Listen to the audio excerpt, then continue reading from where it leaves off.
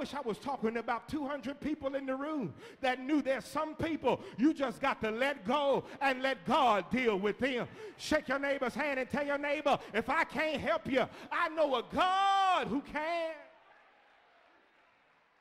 Gotta understand that he raised the question because some people don't want to be helped. They are so entrenched in dysfunctional behavior that to them dysfunction is normal.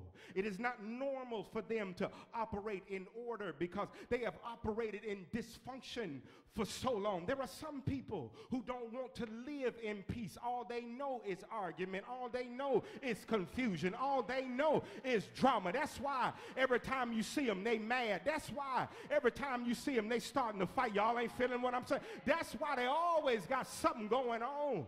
But you got to understand that when Jesus raises the question, he's raising the question because if God is going to do something in his life, he's got to accept the offer.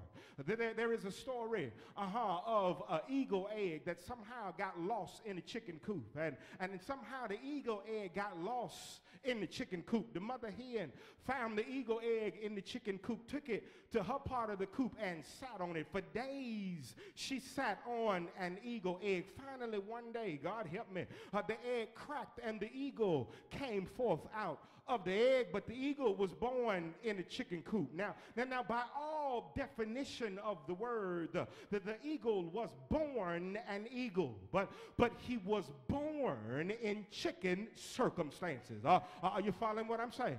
And because he was born in chicken circumstances, he learned how to talk like a chicken, and he learned how to walk like a chicken, and he played chicken games, and he went to school at chicken elementary school, and when the guidance counselor at the chicken school asked the baby eagle, what do you want to be when you grow up? His greatest aspiration was to climb up on top of a fence and yell cock-a-doodle-doo like the rest of the chickens. Y'all ain't feeling what I'm saying? But the other chickens that lived in the chicken coop, they knew that he was not a chicken, but he was in fact an eagle. But he didn't know that he was an eagle. He thought he was a chicken. And so the other chickens in the coop said that we've got to make him believe that he's a chicken.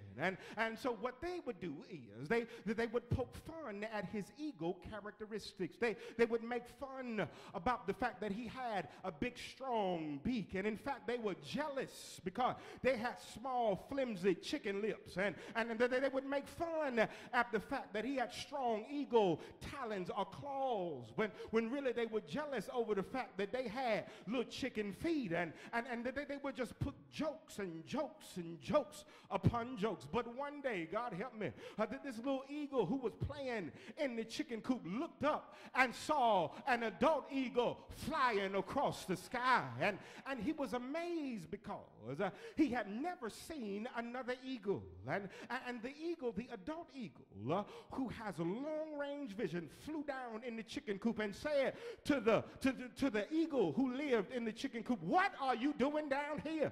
He said, you are not a chicken, you are an eagle. He said, your claws were not made to scratch the ground looking for worms and caterpillars. Your claws were designed so that you could hang on the side of a mountain. You are not a chicken, you are an eagle. He said, spread your wings and fly like you're supposed to.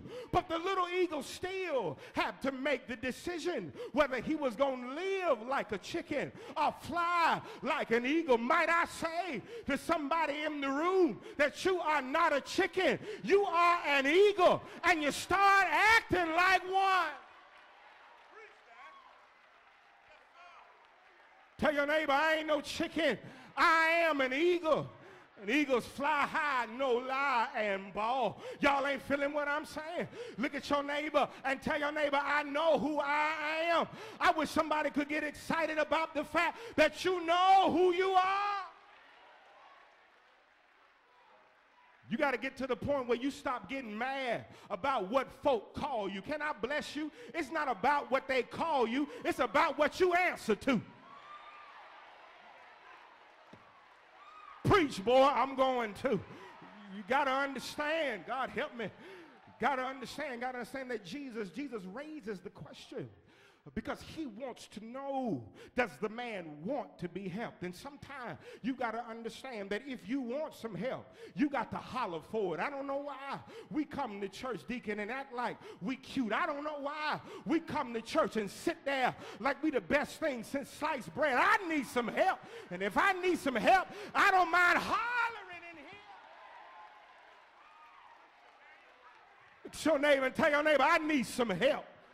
And I ain't ashamed to holler for some help. Is there anybody in here that needs some help?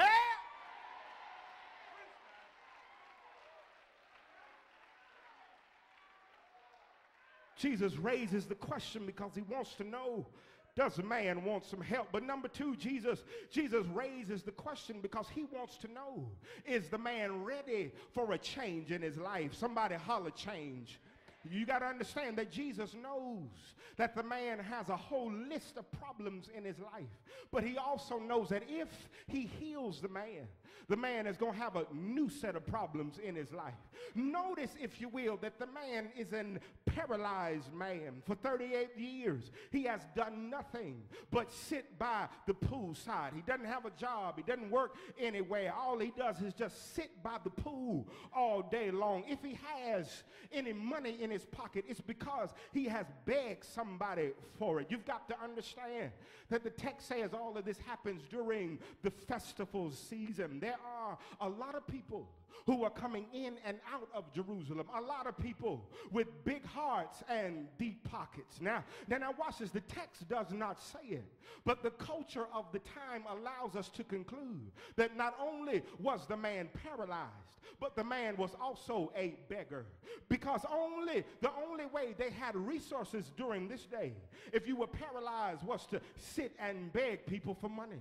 So Jesus looks at him and raises the question, do you want to be made whole? Because if I heal you, your life is going to change. If I heal you, you're going to have to stop making excuses for what you don't have. Y'all ain't feeling me. If I heal you, you got to get your lazy self up and get a job. If I heal you, you're going to have to stop begging. Y'all ain't feeling what I'm saying.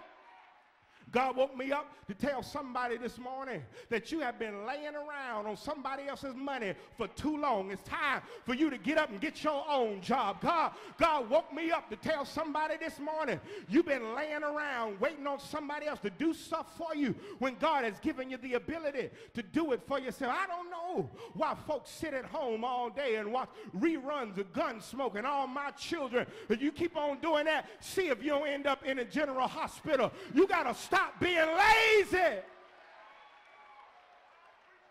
Look at your neighbor and tell your neighbor, stop being lazy. Truth of the matter is, too many of us are depending on people to do things for us. And God, Jesus is saying to the man that if I heal you, your life is going to change. If I heal you, you can't keep begging folk for money. Matter of fact, if I heal you, you got to go out and get your own job. As a matter of fact, when Jesus heals him, he makes him go to work the same day. When Jesus heals him, he says, pick up your bed and start walking. Y'all ain't following what I'm saying. This happened on a Sabbath day, and Sabbath day, this was considered to be work. The problem with some of us is we just downright lazy, and not only are we lazy, but we got people around us that help us be lazy. Boy, 17, 18 years old, you still cleaning his room for him. You making him, y'all. I know y'all don't like it, but somebody starting my car. You making him lazy. He is old enough to clean his own room, fold his own clothes, make his own bed. If you keep doing it, by the time he turned 25 and 35, he's going to be looking for a woman to go to work, make money, bring money home, pay the bill, pay the light bill, cook his dinner, fold his clothes. Y'all ain't feeling what I'm saying? Get up and do something for yourself.